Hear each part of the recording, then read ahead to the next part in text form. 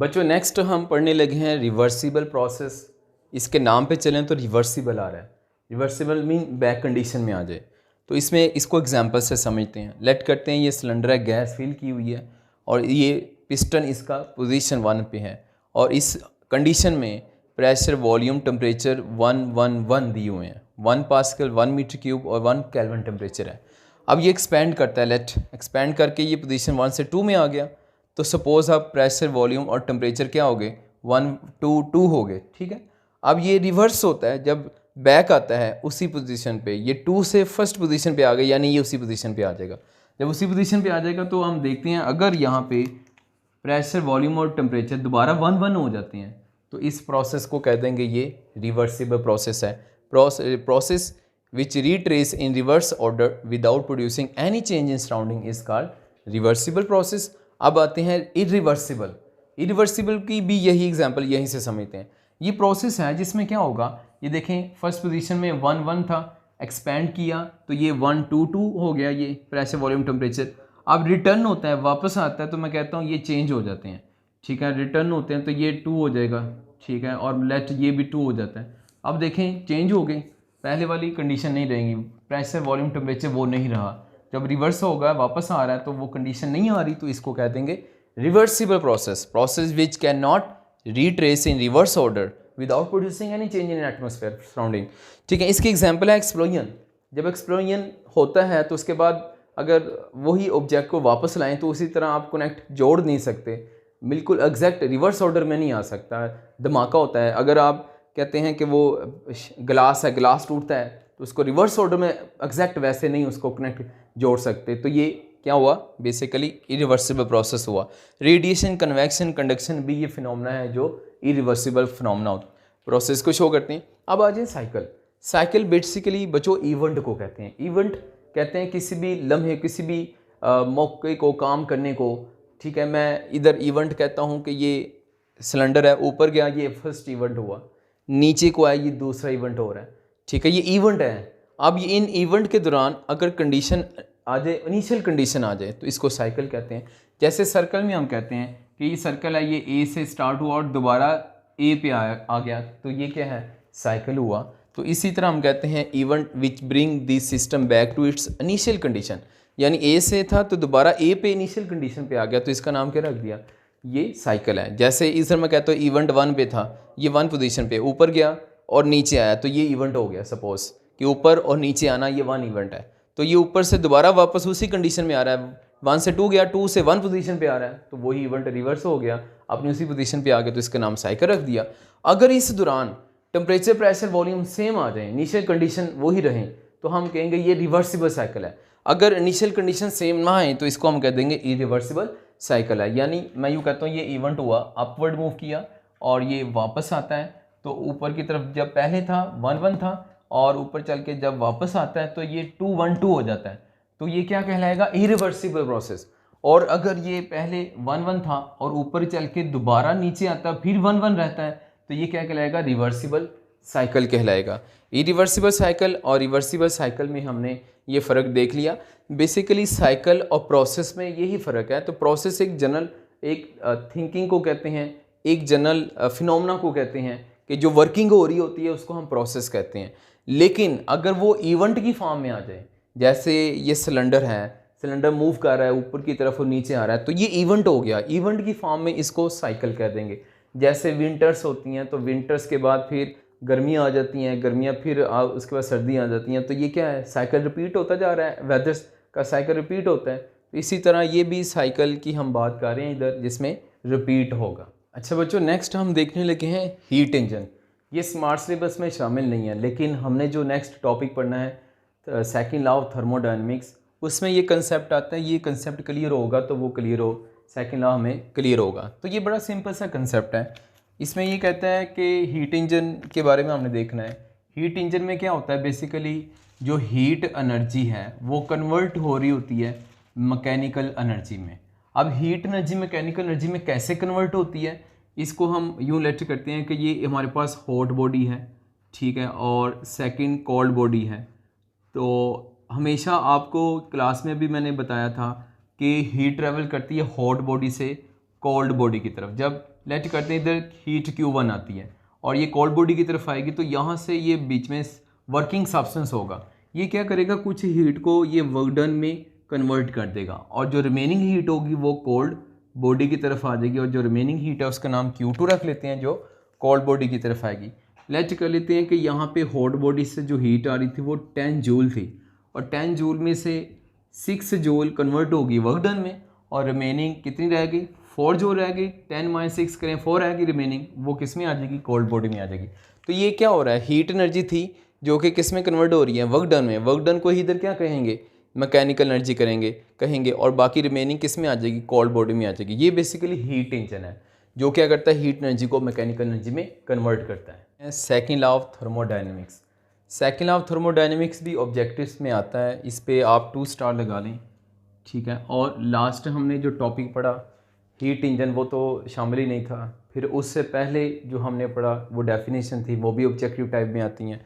अब आ जाइए second law of thermodynamics क्या होता है। फर्स्ट लॉ तो हमने देखा हुआ है, फर्स्ट लॉ क्या पढ़ा था कि हीट जो हम सिस्टम को ऐड करते हैं वही हीट इंटरनल एनर्जी में कन्वर्ट होती है और रिमेनिंग वर्क डन करती है। अगर मैं कहता हूँ ये 10 है तो 10 में से 6 जूल इंटरनल एनर्जी में कन्वर्ट हो जाएगी और 4 जूल क्या करेगी, वर्क डन करेगी। ये था फर्स्ट लॉ। अब सेकेंड लॉ देखने लगे हैं। सेकेंड लॉ की स्टेटमेंट मैंने यहाँ पे लिखी हुई है, इसके मुताबिक ऐसा प्रोसेस बनाना इम्पॉसिबल है जो तमाम हीट को वर्क डन में कन्वर्ट करते हैं। Impossible device a process, device mean banana, impossible device a process which convert all entire heat into work done. ऐसा प्रोसेस बनाना मुश्किल है जो सारी हीट को वर्क डन में कन्वर्ट कर ले। आइए अब इसको डिटेल से देखते हैं कैसे ये होगा। तो एक्सप्लेनेशन में इसको देखेंगे कैसे ये इंटायर हीट को वर्क डन में कन्वर्ट नहीं हो सकती। तो देखिए मैं लेट करता हूँ यहाँ पे वही जो हमने हीट इंजन के बारे में पढ़ा। इसमें फर्स्ट हॉट बॉडी है जिसको हॉट रेजर्वायर भी कहते हैं, बुक में हॉट रेजर्वायर लिखा हुआ है पूरा नाम। कोल्ड रेजर्वायर या कोल्ड बॉडी, यानी फर्स्ट बॉडी है तो इसका टेम्परेचर लेस होगा, इसको ग्रेटर होगा, इसको T1 कह देते हैं। चूँकि हॉट बॉडी है तो टेम्परेचर ग्रेटर होगा। सेकंड कोल्ड बॉडी है तो इसका टेम्परेचर T2 कह देते हैं और ये लेस होगा, कोल्ड का टेम्परेचर लेस होता है। अब देखें इधर टेम्परेचर हीट आएगी और मैं कहता हूँ कि यहाँ से हीट आ रही है फर्स्ट और यहाँ पे ये वर्किंग सब्सटेंस होगा। इंजन के अंदर वर्किंग सब्सटेंस क्या करेगा, इधर से आने वाली हीट Q1 को कुछ वर्क डन में कन्वर्ट कर देगा और रिमेनिंग हीट कहाँ चली जाती है, सिंक में चली जाती है। सिंक में इसको कोल्ड रेजर्वायर को कह रहे हैं। इधर जो हीट आएगी इसका नाम रख देंगे Q2, ठीक है। अब देखें ये जो Q2 हीट आ रही है सिंक में ये कितनी होगी, सपोज कर लो कि मैं यहाँ पे कहता हूँ कि ये जो हीट थी ये 10 जूल थी। 10 जूल में जो वर्क डन हुआ वो 6 जूल हुआ, तो बाकी कितना बच गया, 4 जूल। तो 4 जूल किस में आ जाएगा, सिंक में आ जाएगा। तो देखें अब हो क्या रहा है, वही बात होगी स्टेटमेंट कि टोटल हीट कितनी आ रही थी 10 जूल और कन्वर्ट कितनी हुई वर्क डन में, 6 जूल कन्वर्ट हुई और रिमेनिंग कहाँ पे चलेगी, ये एटमॉस्फेयर में चलेगी। और यही बात मैंने इंजन में बताई थी ना आपको। इंजन में क्या होता है कि ये हीट होती है इंजन के अंदर प्रोड्यूस होती है, जब गाड़ी स्टार्ट करते हैं तो इंजन के अंदर हीट प्रोड्यूस होती है, वही हीट आगे वर्क डन करवाती है, यानी गाड़ी का चलना मूव करना वर्क डन कहलाता है। और बाकी जो होती है हीट वो स्मोक बन के गाड़ी से बाहर निकल आती है, यानी वो वेस्ट चली जाती है। Q2 हीट एटमॉस्फेयर में आ जाती है, वेस्ट जाती है गाड़ी के केस में, ठीक है। ये एक स्केच है, मॉडल है जो इंजन को शो कर रहा है और वही इस सेकेंड लॉ ऑफ थर्मोडायनेमिक्स भी इससे एक्सप्लेन हो रहा है क्या कि तमाम हीट जितनी भी हीट आती है वो सारी वर्क डन में कन्वर्ट नहीं होती, बल्कि कुछ क्या होती है वो सिंक में चली जाती है। अब इसको फर्स्ट लॉ ऑफ थर्मोडायनेमिक्स लगाते हैं बच्चों। यहाँ पे मैंने ये फर्स्ट लॉ ऑफ थर्मोडायनेमिक्स लिखा हुआ Q = डेल्टा U + W। अब देखें हमें पता है कि ये जो इंजन होता है ये साइक्लिक होता है। साइक्लिक का मैंने आपको मतलब बताया था, साइक्लिक प्रोसेस है या साइक्लिक इंजन है, तो इसमें इसका मतलब है कि इनिशियल टेम्परेचर वही आ जाएगा, यानी टेम्परेचर कांस्टेंट रहेगा। अगर ये इसमें क्या हुआ, वही जो सिलेंडर से बताया था, ये क्या होगा, एक्सपेंड करेगा और फिर उसी पोजीशन पे आ जाएगा, तो टेम्परेचर प्रेशर वॉल्यूम वही सेम रहेगा। तो इधर मैं कहता हूँ कि साइक्लिक प्रोसेस है, तो इसमें इंजन भी अगर साइक्लिक प्रोसेस है तो इसमें टेम्परेचर क्या रहेगा, वही आ जाएगा दोबारा, यानी कांस्टेंट रहेगा। और आपने ये एक रिलेशन पढ़ा था, internal energy is equal to temperature, और यहाँ पे हम कह रहे हैं कि ये इंजन जो होता है ये जो हीट इंजन है ये साइक्लिक है, तो टेम्परेचर कांस्टेंट है। अगर टेम्परेचर कांस्टेंट है तो ये इंटरनल एनर्जी के इक्वल है, तो इंटरनल एनर्जी भी क्या होगी, कांस्टेंट होगी। और जब इंटरनल एनर्जी कांस्टेंट हो जाए तो चेंज इन इंटरनल एनर्जी क्या हो जाएगी, जीरो आ जाएगी, यानी कांस्टेंट है तो इसमें चेंज नहीं आएगा, तो change in internal energy zero होगी। ठीक है, अब मैं यहाँ पे फर्स्ट लॉ ऑफ थर्मोडायनेमिक्स में ये वैल्यू पुट करता हूँ। फर्स्ट लॉ ऑफ थर्मोडायनेमिक्स में देखें ये लिखा हुआ है Q is equal to delta U, तो डेल्टा यू तो ज़ीरो आ गया और साथ क्या आ गया, वर्क डन। ठीक है, तो ये हम इधर वर्क डन वैसे ही लिख देते हैं। अब ये ऐड किया तो ये Q is equal to W आ गया। अब ये जो Q है ना, ये हीट कौन सी है, देखें ये मैं कहता हूँ ये Q जो हीट आ रही है ये आएगी Q1 माइनस Q2, टोटल कितनी थी 10, 10 में से माइनस कर दें आप 4। ठीक है, अगर मैं 10 में से माइनस करूँ 4 तो कितना बच जाएगा, ये 6 आ जाएगा, 6 वही वर्क डन होगा। यानी इधर 10 थी, 10 में से हमने 10 हीट थी, 10 में से Q2 कितनी बन रही है, 4 बन रही है, तो माइनस करेंगे तो बाकी क्या बन जाएगा, ये 6 आ जाएगा। वही 6 आगे किसके इक्वल होगा, वर्क डन के इक्वल होगा। ठीक है, तो ये आपने याद रखना है, Q हीट जो हमने फाइंड की वो कैसे फाइंड की, greater heat minus less heat, और इधर पुट कर देंगे तो ये आ जाएगा Q1 minus Q2 is equal to work done. ठीक है, ये वर्क डन का हमारे पास फार्मूला आ गया, यानी क्या है, Q1 minus Q2 is equal to work done होता है। ठीक है, अब इसमें भी पता चल रहा है कि सारी हीट वर्क डन में कन्वर्ट नहीं हो रही, मतलब कुछ रिमेनिंग सिंक में चली जाएगी, कोल्ड बॉडी में चली जाएगी, 4 यानी लॉस्ट हो जाएगी, ज़ाया जाएगी, और बाकी 6 किस में कन्वर्ट हो रही है, वर्क डन में कन्वर्ट हो रही है। अब देखें ये जो सेकंड लॉ ऑफ थर्मोडायनेमिक्स है ये हमें इंफॉर्मेशन बता रहा है कि सिंगल रेजर्वायर एग्जिस्ट नहीं करता, no single reservoir exist, single reservoir नहीं होता, नो सिंगल रेजर्वायर एग्जिस्ट, पर यहाँ यूँ कह लें no single reservoir perform work, single reservoir work perform नहीं करता। यानी मैं इसमें से कोल्ड बॉडी को निकाल दूँ तो कभी भी वर्क नहीं होगा, क्योंकि आपको पता है कि एनर्जी कहाँ से कहाँ ट्रैवल करती है, हॉट बॉडी से कोल्ड बॉडी। अगर कोल्ड बॉडी नहीं होगा तो एनर्जी ट्रैवल भी नहीं करेगी, जब एनर्जी ट्रैवल भी नहीं करेगी तो वर्क डन भी नहीं होगा। तो इसका मतलब है सिंगल रेजर्वायर से कभी वर्क डन नहीं होता। तो ये हम सेकंड लॉ ऑफ थर्मोडायनेमिक्स को स्टडी कर लिया। अगर इसमें मैं एग्जांपल करूं, मैं कहता हूं ओशन है, वर्ल्ड में दुनिया में ओशन है और एटमॉस्फेयर जो है इसमें बहुत सारी एनर्जी स्टोर है, लेकिन मैं कहता हूँ ये एटमॉस्फेयर का या ओशन का ये एक रेजर्वायर है और दूसरा रेजर्वायर ही नहीं है। जैसे इधर बनाया ना, ये हॉट बॉडी है और ये कोल्ड बॉडी है, तो इधर ये मैं कहता हूँ ये ओशन है। आपको पता है ओशन में बहुत सारी एनर्जी है, इसी तरह एटमॉस्फेयर है, एटमॉस्फेयर में भी बहुत सारी एनर्जी है। ये दोनों हॉट हैं लेकिन इनके पास कोई कोल्ड है ही नहीं है। अगर कोल्ड आ जाए तो ओशन में जितनी एनर्जी है वो किस तरफ ट्रैवल करना शुरू कर दे, कोल्ड की तरफ, और बाकी बीच में रिमेनिंग किस में आ जाए, वर्क डन में आ जाए। तो वो जो वर्क डन होगा वो यूज़फुल एनर्जी होगी। लेकिन ऐसा नहीं होता कि हम क्या कहते हैं, ओशन के पास उसका कोल्ड बॉडी है ही नहीं, ओशन में बहुत ज़्यादा एनर्जी है, वो यूज़फुल में कन्वर्ट नहीं हो रही। इस तरह हमारा एटमॉस्फेयर है, इसमें भी बहुत सारा एनर्जी है, अगर इसके पास भी इसका कोई कोल्ड बॉडी आ जाए तो वो क्या हो, वो भी वर्क डन में कन्वर्ट हो, बाकी तक चला जाए। लेकिन ऐसा होता नहीं है। ऐसा क्यों नहीं होता, क्योंकि हम कहते हैं कि इसका सिंगल रेजर्वायर है और सिंगल रेजर्वायर में कभी वर्क डन नहीं होता। वर्क डन कब होगा, जब एक हॉट रेजर्वायर होगा और दूसरा कोल्ड रेजर्वायर होगा। ठीक है बच्चों, ये ऑब्जेक्टिव टाइप ये आपकी बुक में जितने मैंने ये पॉइंट्स लिखे आप बुक से पढ़ते जाएंगे, आपको पॉइंट बाय पॉइंट ये मिलते जाएंगे। अच्छा स्टूडेंट्स, अब हम वेरी इंपॉर्टेंट लॉन्ग क्वेश्चन करने लगे हैं और टॉपिक का नेम है कार्नट इंजन। कार्नट इंजन के टॉपिक के नेम में कार्नट साइंटिस्ट का नेम है और साइंटिस्ट ने अपने नेम से ही इंजन का नाम रखा कार्नट इंजन। ये बेसिकली एक आइडियल इंजन है। लास्ट टाइम हमने पढ़ा था heat engine. Heat engine practical engine है जो डेली लाइफ में यूज़ हो रहा है, लेकिन ये जो कार्नट इंजन है ये आइडियल इंजन है और इसमें 2 प्रोसेस होते हैं, isothermal process and adiabatic process. तो डेफिनेशन में हम इसकी यूँ कहेंगे, the ideal engine which operate on isothermal and adiabatic process is called Carnot engine. आगे इसका है कार्नट थ्योरम। कार्नट थ्योरम के मुताबिक जितने भी हीट इंजन है वो कार्नट इंजन से ज़्यादा एफिशिएंट नहीं हो सकते। हीट इंजन की एफिशिएंसी ज़्यादा नहीं हो सकती कार्नट इंजन से अगर ये दोनों सेम टेम्परेचर पे ऑपरेट कर रहे हैं। ये फर्स्ट स्टेटमेंट है कार्नट थ्योरम की। सेकंड स्टेटमेंट के मुताबिक अगर 2 कार्नट इंजन है तो दोनों कार्नट इंजन की एफिशिएंसी सेम होगी, क्योंकि दोनों ही आइडियल हैं तो इनकी क्या होगी, एफिशिएंसी सेम होगी। तो स्टेटमेंट मैंने मेंशन की हुई है। फर्स्ट क्या है कार्नट थ्योरम की, no heat engine is more efficient than Carnot engine operating between same 2 temperature. दूसरी स्टेटमेंट क्या है, all Carnot engine have same efficiency operating between same 2 temperature. यहाँ तो कार्नट इंजन है दोनों तो सेम एफिशिएंसी रखेंगे, इसको भी कार्नट थ्योरम कहते हैं। दूसरा अगर हीट इंजन है और दूसरा कार्नट इंजन है तो जितने भी हीट इंजन है वो लेस एफिशिएंट होंगे कार्नट इंजन से। कैसे हीट इंजन लेस एफिशिएंट होता है कार्नट इंजन से, तो एक बात आपने याद रखनी है कि जो आइसोथर्मल प्रोसेस होता है उसमें टेम्परेचर कांस्टेंट रहता है, और जो एडियाबैटिक प्रोसेस बताया था उसमें मैंने आपको बताया था कि एडियाबैटिक प्रोसेस में टेम्परेचर चेंज हो जाता है, और जब एक्सपेंड करता है तो टेम्परेचर डिक्रीज़ हो जाता है, जब कंप्रेस करती है गैस तो टेम्परेचर इंक्रीज़ होता है। ये एडियाबैटिक में बताया था। ये दो बातें आपने माइंड में रखनी है, क्या आइसोथर्मल में टेम्परेचर कांस्टेंट रहता है और एडियाबैटिक में टेम्परेचर चेंज हो जाता है। ठीक है, अब सपोज करते हैं ये जो मैंने डायग्राम ड्रा की 1 2 3 4 5 सिलेंडर ड्रा किए।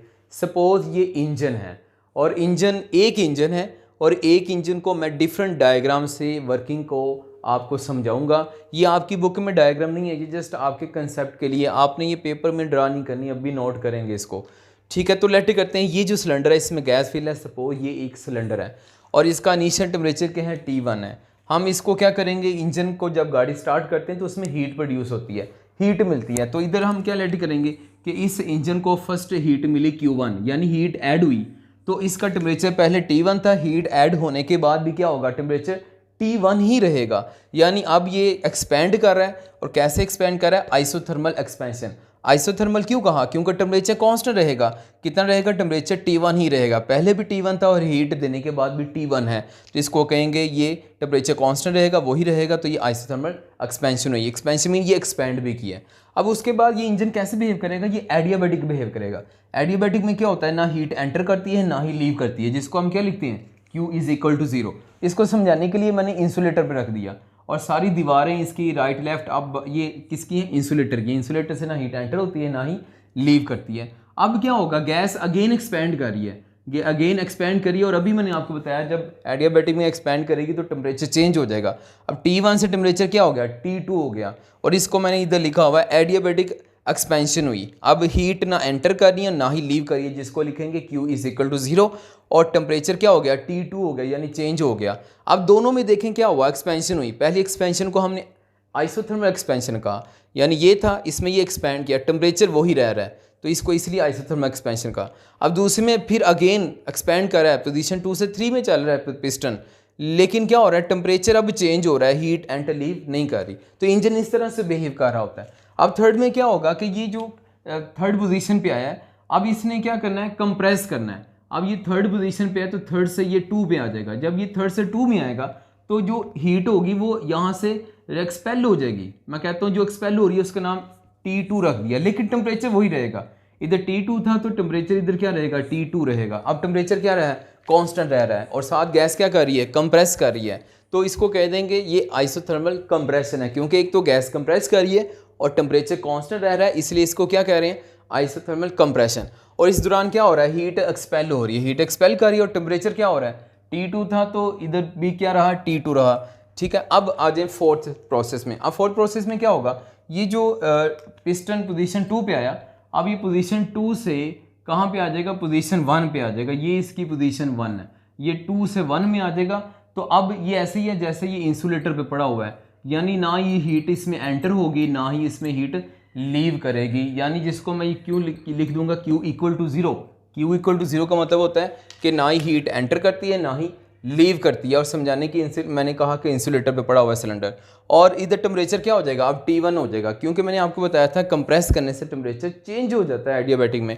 तो ये T2 से टेम्परेचर क्या हो जाएगा, T1 हो जाएगा, टेम्परेचर चेंज हो गया। अब देखें हुआ क्या, शुरू में भी T1 था और एंड पे भी क्या आ गया, T1 आ गया। तो यानी ये साइक्लिक प्रोसेस हुआ। साइक्लिक प्रोसेस का क्या मतलब है कि ये T1 था और इनिशियल दोबारा एक प्रोसेस कंप्लीट होने के बाद दोबारा टेम्परेचर वही T1 आ जाए, तो ये हीट इंजन या कार्नेट इंजन ये क्या होते हैं, साइक्लिक होते हैं, जिसमें टेम्परेचर इनिशियल वही आ जाता है। T1 था तो एंड पे भी T1 आ गया।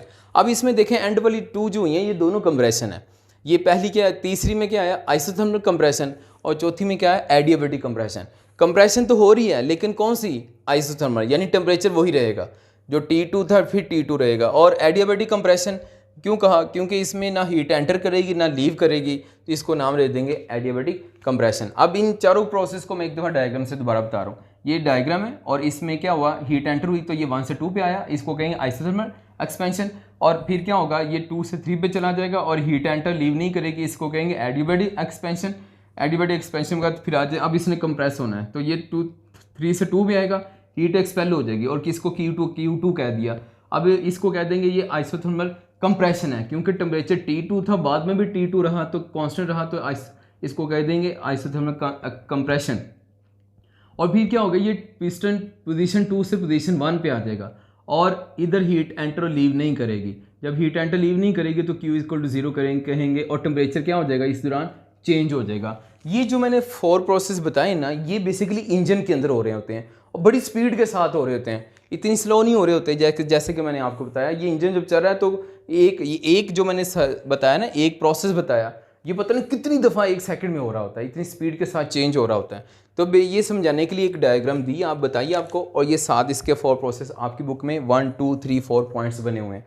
अब इसकी पीवी डायग्राम ड्रा करते हैं। जो हम पीवी डायग्राम ड्रा करते हैं, ये एक्स एक्सिस वाई एक्सिस पे प्रेशर और वॉल्यूम कंसिडर करते हैं। तो वाई एक्सिस पे प्रेशर है, एक्स एक्सिस पे वॉल्यूम है। जब हम इसकी पीवी डायग्राम ड्रा करते हैं तो प्रेशर वॉल्यूम का ग्राफ ड्रा करते हैं, तो ये कुछ इस तरह से आता है। यहाँ पर ये फर्स्ट ये ए से बी आता है ग्राफ, ठीक है, इसको आइसोथर्म कहेंगे। फिर बी से ये सी आएगा, ठीक है, फिर ये सी से डी आएगा, फिर देन डी से ये कहाँ पे आ जाएगा, ये अगेन ए पे आ जाएगा। तो जहाँ से स्टार्ट हो रहा है और ये दोबारा ए से बी, बी से सी, सी से डी और दोबारा ए पे आ गया, तो ये साइक्लिक हुआ। और आपको पता है कि ये जो पहला प्रोसेस है ये आइसोथर्मल है, तो आइसोथर्म के ग्राफ को आइसोथर्म कहते हैं। और दूसरा जो आ रहा है ये कौन सा है, ये एडियाबैटिक है, और एडियाबैटिक का आपको पता है एडियाबैट कहते हैं। ये आइसोथर्म, एडियाबैट, आइसोथर्म है, फिर एडियाबैट है। देख रहे हैं ना, ये आइसोथर्मल, एडियाबैटिक, आइसोथर्मल और एडियाबैटिक। तो ये एक साइकिल कंप्लीट हो गया। ये हमने देख लिया, इसकी वर्किंग में ग्राफ देख लिया और 4 प्रोसेस देख लिए। बच्चों अब हम कार्नट इंजन की एफिशिएंसी देखने लगे हैं। तो एफिशिएंसी का सिंबल होता है ईटा। ये एन को थोड़ा सा बिगाड़ के लिख दें, इसको ईटा पढ़ते हैं, ठीक है, यानी ETA, ठीक है। और इसकी एफिशिएंसी का जो जनरल फार्मूला होता है, इसको कहते हैं आउटपुट डिवाइडेड बाय इनपुट। ये इसकी एफिशिएंसी का फार्मूला होता है। अब मैं अगर इधर लिखूं आउटपुट तो वर्क डन को कहेंगे यहाँ पे कि कितना वर्क डन हो रहा है, और इनपुट इधर हीट Q1 को कहेंगे। क्योंकि जब मैंने ये इंजन की डायग्राम ड्रा की थी तो इसमें आपको कहा था एक हॉट बॉडी होता है, दूसरा कोल्ड बॉडी होता है, और हीट आती है हॉट बॉडी से Q1 और कुछ कन्वर्ट हो जाती है वर्क डन में, और रिमेनिंग कोल्ड बॉडी में चले जाती है Q2। अब इसमें ये जो वर्क डन आता है ना, ये बेसिकली आउटपुट होती है, और ये इनपुट हीट कौन सी आ रही थी, Q1 आ रही है। तो ये हमारे पास एफिशिएंसी का जनरल फार्मूला बन गया। अब देखें ये जो एफिशिएंसी का फार्मूला बना, इसमें वर्क डन जो हमने सेकंड ऑफ थर्मोडायनेमिक्स जब पढ़ा था वहाँ पर भी हमने निकाला था, वर्क डन किसके इक्वल आ रहा था, Q1 माइनस Q2 के इक्वल आ रहा था। अब ये जो वर्क डन आ रहा है इसको आप इधर एफिशिएंसी में पुट कर दें, तो एफिशिएंसी में पुट करेंगे ये आ जाएगा Q1 minus Q2 divided by Q1 आ जाएगा, ठीक है। अब देखें इधर आप Q1 को डिवाइड कर दें Q1 से भी और Q2 से भी, Q1 को इन दोनों से डिवाइड कर दिया, ये तो कैंसिल हो जाएगा, 1 आ जाएगा। तो ये एफिशिएंसी का फॉर्मूला बन जाएगा eta is equal to 1 minus Q2 divided by Q1, ठीक है। अब देखें ये एफिशिएंसी का हमारे पास फार्मूला आ गया। इसको टेम्परेचर की टर्म में लिखना चाहते हैं, क्योंकि हमें पता है कि जो हीट होती है वो टेम्परेचर डिफरेंस के डायरेक्ट होती है, ठीक है। तो अगर हीट टेम्परेचर डिफरेंस के डायरेक्ट होती है, यानी मैं यूँ लिख लेता हूँ हीट टेम्परेचर की डायरेक्ट होती है, तो जहाँ पे हीट आ रहा है वहाँ पे टेम्परेचर लिखते जाएँ। अगर T1 है तो Q1 है, ठीक है, अगर Q2 लिखते हैं तो T2 लिख देंगे। तो टेम्परेचर की टर्म में फिर एफिशिएंसी का फॉर्मूला हमारे पास आ जाएगा 1 minus T2 divided by T1। तो ये दूसरा फॉर्मूला हो गया ये टेम्परेचर की टर्म में, क्योंकि हीट टेम्परेचर डायरेक्ट होते हैं, तो जहाँ पे Q आ रहा है वहाँ पे T लगा दिया, Q2 की जगह T2, Q1 की जगह पे T1 लगा दिया। ये हमारे पास दूसरा फॉर्मूला आ गया। अब इसकी एफिशिएंसी की परसेंटेज की टर्म में लिखना चाहते हैं, तो परसेंटेज ऑफ एफिशिएंसी की, ये सिंपल एफिशिएंसी का, एफिशिएंसी की परसेंटेज लिखनी है, तो इधर मैं लिखता हूँ percentage efficiency is equal to, percentage efficiency किसके इक्वल आएगी, यही फॉर्मूला हम लिखेंगे। इस फॉर्मूले में क्या करेंगे, मल्टीप्लाई कर देंगे 100% से, तो ये क्या आ गया, परसेंटेज एफिशिएंसी आ जाएगी, ठीक है। 100 से मल्टीप्लाई कर दिया। अब चलते हैं देखते हैं ये किस पे डिपेंड करती है एफिशिएंसी। तो बच्चों यहाँ पे देखें एफिशिएंसी जो डिपेंड करती है, नंबर 1 ये डिपेंड कर रही है टेम्परेचर डिफरेंस पे, डेल्टा T लिखा टेम्परेचर डिफरेंस। दूसरा देख ये डिपेंड कर सकती है T1 पे। तीसरा ये डिपेंड कर सकती है T2 पे, ये टेम्परेचर आ रहा है ना T1 एंड T2, इन पे डिपेंड कर सकती है। और दूसरा ये डेल्टा T कहाँ से आ गया, देखें अगर मैं ये फार्मूला लिखूं और इस फार्मूले को भी अगर मैं उसमें लिख दूं कि इसमें टेम्परेचर की फॉर्म में, तो ये क्या आ जाएगा T1 minus T2 divided by T1। तो देखें इसी फार्मूले को जहाँ पे Q है वहाँ पे T लगा दिया, तो ये ऊपर वाली फॉर्म क्या बन रही है, टेम्परेचर डिफरेंस नहीं बन रही, T1 minus T2 temperature difference बन रहा है। तो इसलिए हमने कहा ये जो एफिशिएंसी है वो टेम्परेचर डिफरेंस पे भी डिपेंड करती है। अब हम कहेंगे एफिशिएंसी बढ़ाई जा सकती है, अगर टेम्परेचर डिफरेंस बढ़े तो एफिशिएंसी बढ़ेगी, क्योंकि आप इस फार्मूले से देखें अगर ये टेम्परेचर डिफरेंस इंक्रीज़ करता है तो एफिशिएंसी इंक्रीज़ करती है। एक तो ये पॉइंट हो गया। दूसरा पॉइंट T1 और T2 को देखते हैं। अब हम इसमें T1 और T2 को देखते हैं। अगर मैं यहाँ पे एफिशिएंसी का फार्मूला लिखूँ तो एफिशिएंसी का फार्मूला है 1 माइनस T2 ओवर T1। अब ये जो T2 है ना, ये तो है एटमॉस्फेयर का टेम्परेचर, और हमारी डेली लाइफ में एटमॉस्फेयर का जो टेम्परेचर होता है वो स्टैंडर्ड 27 डिग्री सेल्सियस होता है, और इसी टेम्परेचर को हम रूम टेम्परेचर भी कहते हैं। तो रूम टेम्परेचर यूजुअली चेंज नहीं होता, तो फिर हम कहेंगे, तो हम फिर यहाँ पे कहेंगे रूम टेम्परेचर 27 है, ये इतना रहेगा, तो T2 पे डिपेंड नहीं करेगी एफिशिएंसी। हाँ, अगर हम कहें कि रूम टेम्परेचर हो गया है 0 तो फिर तो चेंज हो सकती है, लेकिन यूजुअली रूम टेम्परेचर हमारा क्या रहता है, कांस्टेंट रहता है। तो फिर दूसरा डिपेंड करेगी, तो किस पे डिपेंड करेगी, ये डिपेंड करेगी एफिशिएंसी T1 पे। ठीक है, अब हम कहेंगे T1 चेंज होगा तो यहाँ पे एफिशिएंसी भी चेंज होगी। यहाँ क्या चेंज होगा, ये टेम्परेचर डिफरेंस चेंज होगा, यहाँ T1 चेंज होगा। और T1 टेम्परेचर किसका है, ये हॉट बॉडी का टेम्परेचर है।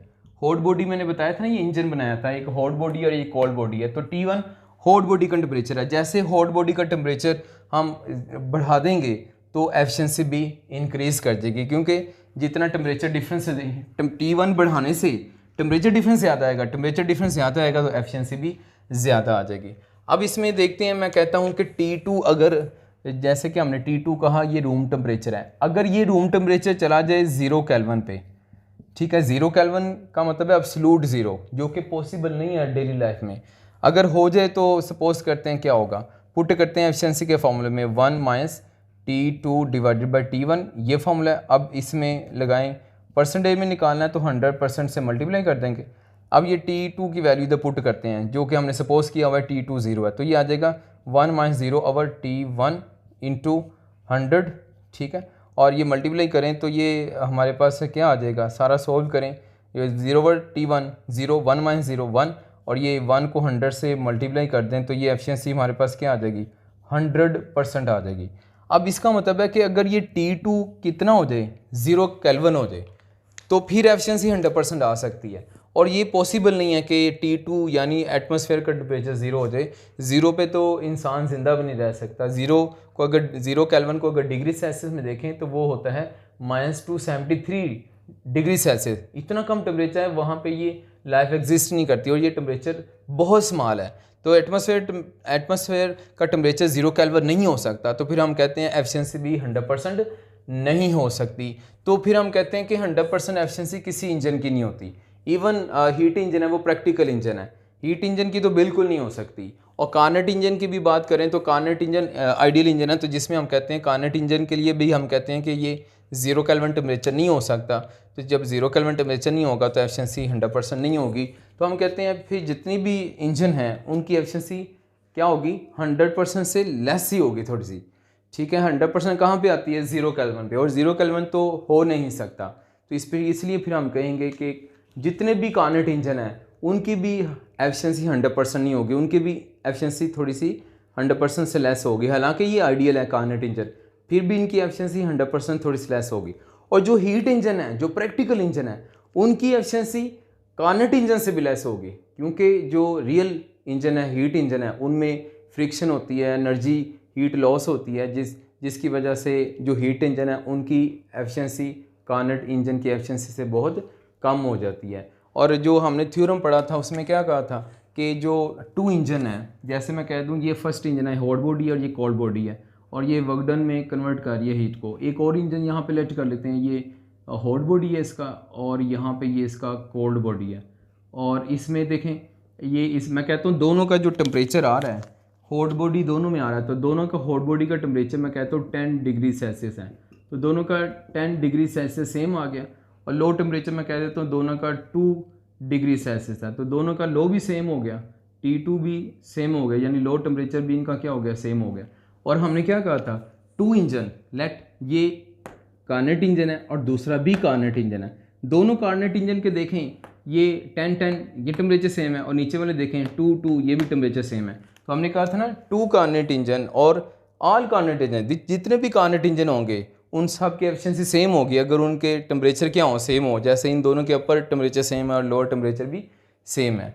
तो फिर एक और हमने कार्नेट थ्योरम कहा था कि जितने भी रियल इंजन हैं वो कम एफिशिएंट होते हैं कार्नेट इंजन से। उसकी भी रीज़न क्या है, क्योंकि उसमें हीट लॉस होती है, फ्रिक्शन होती है, जिसकी वजह से रियल इंजन की एफिशिएंसी जो आइडियल इंजन है उससे कम हो जाती है। और आइडियल इंजन इधर हम किसको कह रहे हैं, कार्नेट इंजन को कह रहे हैं। तो बच्चों ये था आज का टॉपिक, ठीक है, तो बहुत इंपॉर्टेंट है, इसको अच्छे से तैयार करें। इजाज़त दें, मिलते हैं हम नेक्स्ट लेक्चर में। अल्लाह हाफ़िज़।